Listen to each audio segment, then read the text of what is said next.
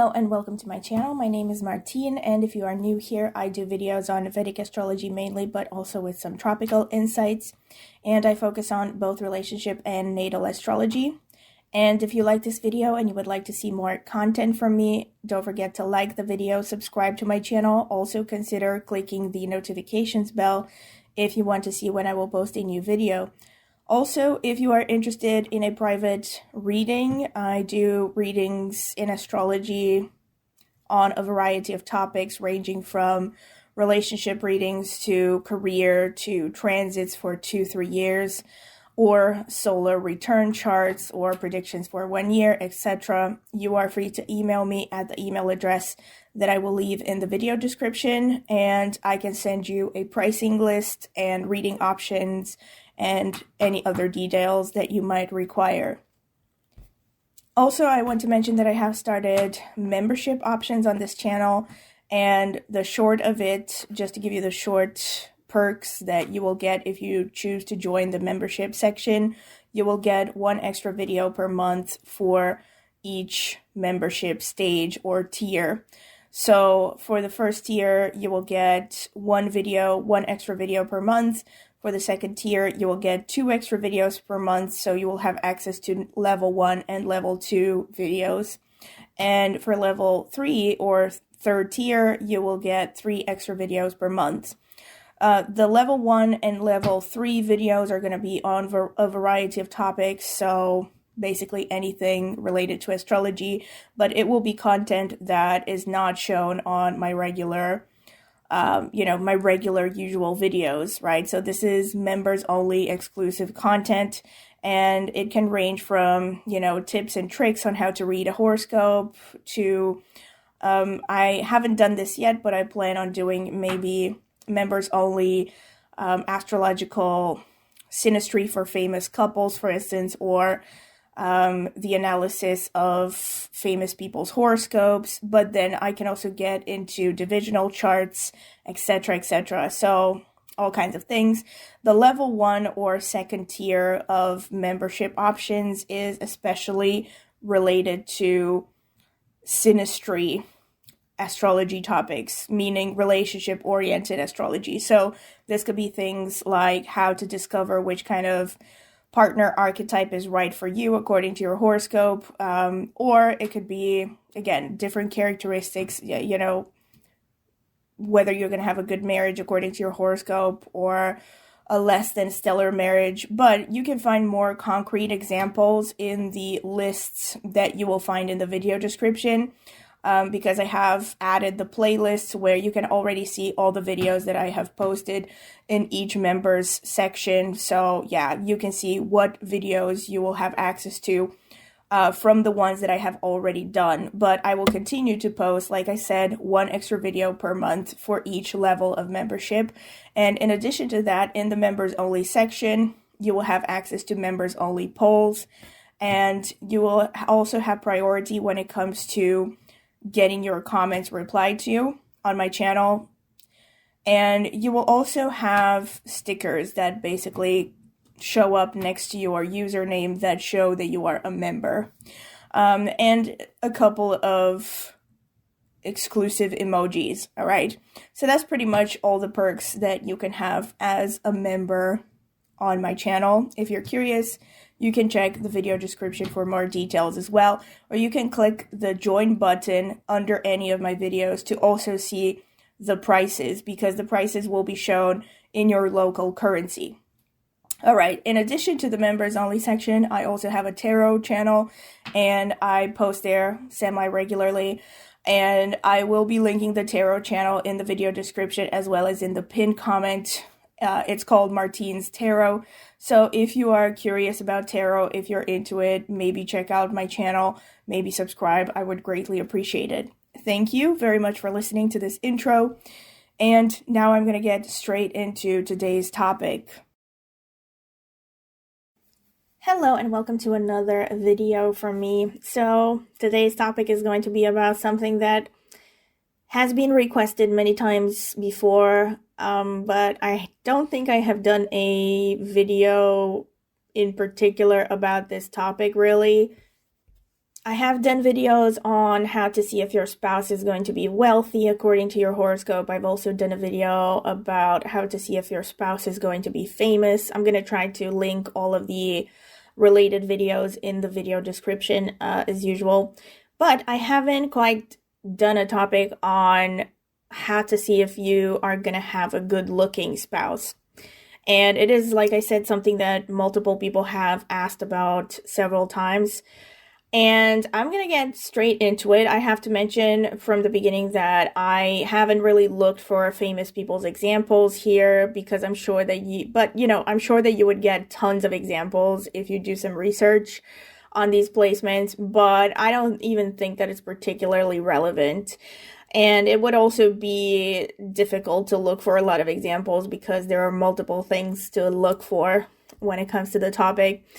So, let me get straight into it. First of all, I'm going to start with what should you be checking specifically in the horoscope. I will start by saying that it is most important to check these placements in the D1 or the natal chart, but to some extent you can also check for the same placements and configurations in the D9. The D1 is always the basis, right? Because the D1 is like the promise of marriage. It's like the beginning, and it's also the chart that the D9 is calculated based on. And as usual, if you were to ask me, I've said this in other videos as well, you generally won't see the D9 contradicting the D1, right? At best, the D9 can give you more details, right? But it's like if your D1 is giving you multiple indicators that you're going to have an attractive spouse, the D9 is not going to contradict that. It's just going to give more specific information about the kind of spouse that you're going to get. On top of course, showing a lot of other things, because the D9 is not just about the kind of spouse you're going to get, but I won't get too much in depth with that. So let's get into the configurations, the things that you should be checking. So first of all, you want to check the 7th house and the 7th house lord. So when I say the 7th house, you want to look for the sign that the 7th house is sitting in. You want to check for planets in the 7th house. Also, to a lesser extent, planets that aspect the 7th house. I am looking at specific single-sided aspects, so the traditional aspects. I'm not taking into account Rashi aspects. I know some astrologers take those into account. At least with respect to this topic, I have not researched them, so I wouldn't be able to say if they apply or not. So I would stick to the general aspects that I have used as usual in other videos, which means all planets, remember, all planets and Rahu and Ketu, they are all capable of the conjunction and the opposition. With Rahu and Ketu, the opposition is not that relevant because they are always opposite one another. So whatever planet is opposite Rahu is going to be more influenced by Ketu because it will be in conjunction to Ketu. Any planet that is opposite Ketu will be in conjunction to Rahu, so it will be influenced by Rahu. But there's still there is the opposition as well. So they always kind of come together as a package deal to some extent. But, which planet, the planet that is single-sidedly aspected by Rahu or Ketu is going to be influenced by that particular planet more. Basically, ignore the opposition is what I'm saying with Rahu and Ketu. Now, aside from the conjunction and the opposition, which all planets and Rahu and Ketu are capable of casting, there are also the specific aspects of certain planets. So with Sun, Moon, Mercury, and Venus, the only aspect you can have is a conjunction or an opposition, according to Vedic astrology, okay? And again, without taking into account the concept of Rashi aspects, which are sign-based aspects, which, again, some astrologers use, and they use in certain aspects more than in others. But won't digress on that. Aside from that, Mars has so-called special aspects or single-sided aspects. So Mars aspects anything that is four placements away from it. So if you have Mars in Aries and you have Moon in Cancer, for instance, it means that Mars is aspecting the Moon by 4th aspect. Mars also aspects the 8th aspect from itself, the 8th placement. So the opposition is the 7th placement. The 8th placement from Mars is also getting an aspect. So these are called single-sided aspects because it's only the planet that receives the aspect that is being influenced by the planet that casts it, but it's not a mutual thing. Unless it's a conjunction or an opposition, it's not a mutual interchange of aspects, of energies, sorry. Aside from that, Jupiter, Rahu, Ketu also cast aspects on the 5th and 9th placements from themselves. And then is there anything else? Oh, Saturn, of course. Saturn aspects the 3rd and the 10th placements from where it sits, in addition, of course, to the conjunction and opposition, which all planets are capable of casting. Aside from this, you can also take into account when it comes to the 7th house lord. So the 7th house lord, of course, is easy to see. You look at the lord of the sign that the 7th house cusp is sitting in. Remember that in Vedic astrology, the 7th house is always going to be covered by the sign that is opposite the ascendant. So if you have ascendant in Aries, the 7th house is going to be Libra. The lord is Venus. So you look at where Venus is sitting, which nakshatra it's sitting, what aspects it's getting, what is the condition, like how strong it is, for instance. That's also going to count to some extent. And then you could also take into account sign interchangements. So, for instance, if Venus is in the sign of Aries, and Mars is in the sign of Taurus, then you can see that you can say that these two planets have interchanged energies. So it's similar to a conjunction somehow. It's like their energies are merging. So you can also take these into account when it comes to the future configurations and energies that I'm going to talk about in this video. So for instance, in this situation, let's take an easier example. Let's say if you have Moon as the lord of the 7th house, and the Moon is, let's say, in Taurus, and then Venus is in Cancer, right? It means that the Moon and Venus are influencing one another, even though there is no direct aspect between the two of them. So this means that the Moon's energy, and also the 7th house energy, because the Moon is ruling the 7th house, is being touched by Venus. So you would also take this into account as an influence of Venus on the 7th house. Aside from the lord of the 7th house, you also want to check for Jupiter in the horoscope of a woman, which is the husband archetype. To some extent, I would say a lesser extent, you also can check Mars, which is the boyfriend archetype, and according to some branches of Vedic astrology, it's also taken as the husband. But at least based on my research, I have seen this happening a lot more with Jupiter rather than Mars, but it doesn't hurt to also check. As usual, I would take Mars to signify more the type of man that a woman finds physically attractive, at least when it comes to appearance, rather than the husband. Unless, of course, there's a connection between Jupiter and Mars, in which case, of course, it could become particularly relevant in showing the kind of spouse that you're going to have. If you are a man, of course, you want to check for Venus.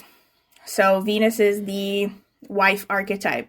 I will mention here as a parenthesis that if you are LGBTQ or if you are non-binary, I would say that you should stick to what your predominant energy is. So if you feel like you're more masculine, I would look more towards Venus as the wife archetype. If you are more feminine, I would take Jupiter and Mars to signify the spouse archetype.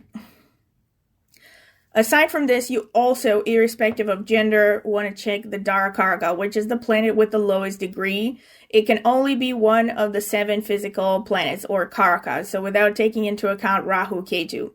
So and always based on the D1, because I've had multiple people ask me this, the Darakaraka does not change according to each divisional chart. So you only calculate it based on the D1 chart, just as all the other Karakas for that matter. So Atma Karaka as well, which is the soul's purpose, which is, the planet with the highest degree.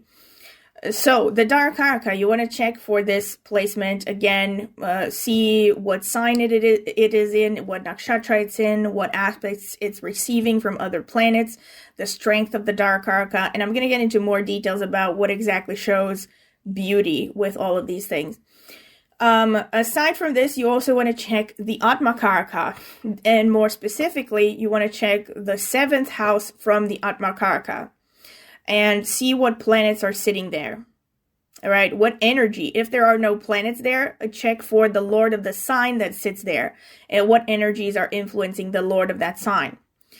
And also you can do this in both the D1 and the Navamsha, as I've said at the beginning with all of these placements, but the D1 is the basis. You know, that's the main energy overall. Aside from this, you can also check the 8th house, especially, and I would say especially in the D1, yeah. So if you check the 8th house, it shows the face, specifically the face. And in fact, if you want to get really particular, you can actually look at every house after the 7th house. So basically, you can take the 7th house sign in your horoscope as an ascendant for your partner. So if you look at it as the ascendant, let's say you have 7th house in Libra, like the previous example, your 8th house will fall in Scorpio. So you can take Scorpio as the 2nd house of your partner's energy. And the 2nd house of your partner's energy is the face. So it shows maybe what facial features this person is going to have. So again, you can get pretty particular as well. So you can look at things like not just the sign, you can look at the lords. Scorpio in this case has 2 lords, Ketu and Mars. I would look at both of them. You look at the sign that they're placed in. You look at what other planets are aspecting them. You look at what nakshatras they're sitting in and what signifiers are connected to that nakshatra, what significations, what details. So you can get pretty in depth with this stuff. You can also look at basically other body parts like this. This is like, I'm not going to get super in depth here, but you can take each house to show a body part. Like the 3rd house is going to show the arms, the hands, the shoulders. So, and this means in your case, this is your 9th house, right? So as I said, you're taking the 7th house in your horoscope as the ascendant of your partner. So your 9th house becomes their 3rd house. So if you want to see what kind of hands and arms your partner is going to have, you want to look at this. So if you have Jupiter in there, they're probably going to have big hands. They might have long arms. If you have Venus, they might have particularly beautiful hands, or arms. And similar fashion, the 10th house in your horoscope will be their 4th house, which could show the stomach, the breasts, the chest, So again, if you have, let's say, Mars in there, they could have really strong muscular abs. They can have, if again, they have Jupiter, if you're a man, you have Jupiter in the 10th house, your woman could have a big chest. All kinds of things, stuff like that. Whenever you see Venus, there's generally a positive outcome. So this is what I'm going to get to ultimately. So the main signifier, so I've just told you all the things that you can check with respect to your partner's physical appearance, right? According to the horoscope. So how do you check to see if you have a good looking partner? As I said, Venus, right? Venus is the main signifier of physical beauty in astrology in general. Actually, both in tropical and Vedic, Venus is the signifier of beauty, all right? So whenever you have Venus sitting in the 7th house, aspecting the lord of the 7th house, aspecting, let's say you're a woman, it's aspecting Jupiter, or your Jupiter is sitting in Taurus or in Libra, or it's sitting in a nakshatra ruled by Venus. Again, whenever, let's say, Venus is in the 7th from your Atmakaraka, either in the D1 or in the D9, these are all indicators that you're going to have a good-looking spouse. But of course, good-looking can also be subjective. So generally with Venus, you have traditionally attractive features, but if you're a woman, for instance, having a lot of Venus can also show that your spouse is going to be someone who has a bit of an effeminate touch as well. Which is not a bad thing for most women nowadays because we live in the time and age of, Timothée Chalamet being considered like one of the most attractive men. So in other words, like a lot of women nowadays, I think, like men who are even a little bit androgynous. A lot, maybe not all of them. But this is also why I'm mentioning it because some women, for instance, could really want a very rough, masculine, rugged man, and those women may not be happy to find out that they have Venus in the 7th house, maybe together with Moon, and that their spouse could be someone who has quite pretty features. Let's say they could have a pretty face or something like that, right? So basically, the more, in general, the more benefic energies you have connected to any of these signifiers, the better looking the spouse is going to be. That's the general theory, right? So benefics are, like I said, Venus, the moon, Jupiter, Mercury. These are the main benefics, all right? The more you go into the malefic area, technically, the more unlikely it is that the spouse is going to be really good looking. That's the general theory, of course. But again, to see whether you're going to like your spouse's physical appearance, you want to check to which extent the spouse archetype coincides with Venus, especially if you're a man. So the energy surrounding your Venus. I have talked about this in another video. I'm going to try to look for it.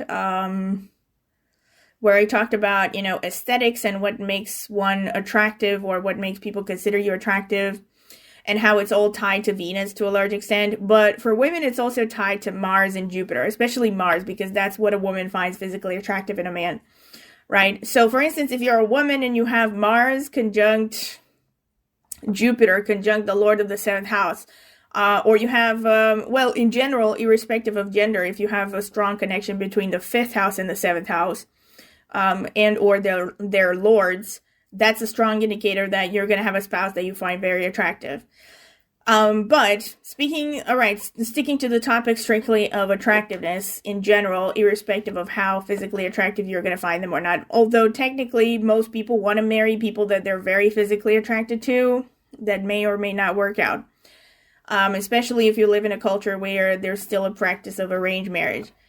And where was I? If you have Mars influence, I'm going to go more in depth with respect to, but I don't want to do a video about, let's say, what might make a spouse unattractive. So I'm going to give you some main ideas, but generally, if you are having a lot of Mars energy, it could show a person who maybe has scars. It can also show a person who just has a really rough energy, which may be seen as attractive to some, to others, maybe not so much. And of course, whenever it comes to analyzing these planets, you also want to look at what their actual condition is, because, for instance, an exalted Mars is going to be much stronger and is going to give more positive results than a debilitated Mars. If you have a lot of Saturn on the spouse archetype, it could show a person who technically is common looking or dull looking or something. That, hey, not my words, don't kill the messenger. These are part of traditional texts as well. Another thing is they could have problems with their feet. They could be limping even in some cases. Same thing with Rahu, kind of. Rahu can show unusual appearances. With Ketu, there's just an indication that the spouse might be physically frail. Like maybe have some, ailments or something, or look kind of mousy, technically, someone who doesn't attract attention.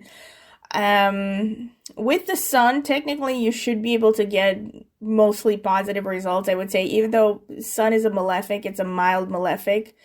So there could be some positive results as well, but it could also bring a pretty, in a man's case, it could show baldness. Although a lot of men go bald, so there it is. Like, it's not catastrophic. Aside from that, all right, so these are general ideas. Also, when it comes to the positive planets, like I said, Venus is the most attractive. It's going to bring traditionally beautiful features. Things like balanced, harmonious features, well-proportioned body, nice skin, nice hair, a nice smile, pretty eyes, also generally a pleasant disposition, technically, someone who's charming and charismatic. And when you have Mercury, can show a lot of youthfulness, again, with Mercury again, just as with Venus, but actually in a different way, because with Venus, especially if you're a woman and you have a lot of Venus on the husband archetype, like I said, it could show that you're going to be with a man who's quite effeminate somehow, something about their features, just looks feminine somehow, or refined or something delicate. If you have a lot of Mercury energy, irrespective of your gender, this could be someone who has some kind of air of androgyny about them. If you have a lot of moon. This could be, again, especially if you're a man, this could be a very traditionally feminine woman. Irrespective of gender, if you have a lot of moon energy, this shows a pretty face, especially. So it tends to show refined, pretty features. Also a tendency towards pale complexion and pale coloring in general. So like, especially among Caucasians, let's say someone who has blue eyes and light colored eyes, something like that. If you have a lot of Jupiter, can also show things like a bright smile, beautiful teeth, an oval face generally. Generally a really pleasant appearance with Jupiter. It's not so much traditionally masculine or feminine. There's just a kind of aura about them that is really positive, maybe energetic as well. And that's pretty much it. So aside from that, you also want to look at nakshatras. With respect to attractiveness, there are a few nakshatras that are at an advantage. So first of all, as I have mentioned, all of the Venus-ruled nakshatras are going to most likely produce an attractive spouse, so Bharani, Purva Falguni, Purva Ashadha. Aside from that, you are also in luck, technically, if you have the Lord of the 7th house or any of these configurations or spouse signifiers that I've mentioned in the Mars-ruled nakshatras as well. So, especially with Dhanishta, but to some extent also with Mrigashira and Chitra. And Chitra, again, in particular, but also Dhanishta. Unless they are afflicted, these nakshatras can really show a really attractive spouse, because Dhanishta is very much connected to the physical body, so it can show someone who has a strong physique, someone who's particularly nicely shaped. Chitra can also just bring the full package, because Chitra is also symbolized by a jewel sometimes. So they show this kind of energy that really attracts attention, that's very bright and attractive. And the physical body, again, usually stands out. These placements also bring pretty strong physiques, like pretty shapely people. Like if this is a woman, this is gonna be quite curvy, healthy looking woman. And if this is a man, probably a pretty strong, athletic sort of body, Then there's there are other, to be fair, all nakshatras have positive aspects, don't get me wrong, but like I said, some of them are particularly prone to show an attractive spouse. Placements in Purva Bhadrapada. Again, Purva Bhadrapada is said to show someone who's very attractive, well above average, but not particularly concerned with appearance. So they could be someone who is either completely unaware of how attractive they are, or they just don't care about attractiveness much. And so yeah, but if you have a lot of Purva Bhadrapada, can also show above average attractive person. Placements in Rohini. Again, Rohini is very much connected, especially to beautiful eyes and a beautiful face. It's ruled by the moon. So again, any kind of Rohini placements, planets in Rohini in the 7th house can also be a strong indicator that the spouse is going to be good looking. And their eyes could particularly stand out. Same thing with Revati. Revati can also bring a very beautiful, delicate looking physique. In fact, Revati and Uttara Bhadrapada can really show things like a slim physique, strong bone structure, and very dreamy looking eyes. Especially with Revati, they can have eyes that are really wide set and very pretty. Revati, similarly to Rohini, they're known to have really pretty eyes. If you have Ashlesha, again, connected to these spouse archetypes, it can also show a partner who is above average in sexiness, especially because Ashlesha is known to being quite seductive.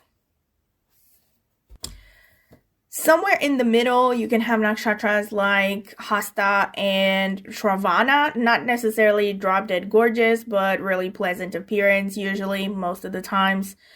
With Hasta, you could have a person who has a face like a face in the shape of a triangle, like an inverted triangle. They can also tend to have greenish tints in their eyes, like greenish eyes. Shravana, again, can bring traditionally pretty features, an oval face, nice eyes, oftentimes light-colored complexion and eyes, but again, within the limits of genetic inheritance. So interesting eye colors are going to show up with nakshatras like Hasta, Shravana, Revati, Rohini. So that's pretty much what I have to say. These are some general pointers to check for whether your spouse is going to be attractive. Oh, one last thing that I wanted to say is the 7th placement from the Atmakaraka. Again, checking it in the D1 and the D9 chart. So especially if you have Venus or the Moon, to some extent also Mercury in the 7th from the Atmakaraka, it's also a strong indicator that you're going to get an attractive spouse. And the features are going to be, again, according to the energy of that planet. So it would also have to help to check the overall energy of that planet, like what sign it's in, what nakshatra it's in, what aspect it's getting. And again, also you can also check to a lesser extent the lord of the sign that is in the 7th from the Atmakaraka. But the energies are particularly strong when you have a planet there, right? And usually, especially with the moon, for instance, you're going to have a spouse with a very pretty face. Also will tend towards a fairer complexion. Again, with Venus, there could be a lot of sensuality as well, a lot of physical beauty features, like harmonious features and a balanced body and all those typical Venusian traits. And with Mercury, you can also have youthfulness overall, and also a touch of androgyny as well. So this is pretty much what I wanted to say, and I hope that you will enjoy this. And of course, if you have enjoyed it, don't forget to like, subscribe to my channel, click on the notifications bell if you want to see when I will post a new video. Also, if you want to find out more about the membership section, check out the introductory part of this video. You might want to check it out in case you want to become a member. I've already posted a lot of videos in there. And if you're interested in a private reading in astrology or tarot, check out the video description, and you can email me at my email address and I will give you more details about it. And of course, last but not least, I have a tarot channel as well, and I will be linking it in the video description. So you might want to check it out. If you're interested, subscribe. I would greatly appreciate it. So thank you very much for listening.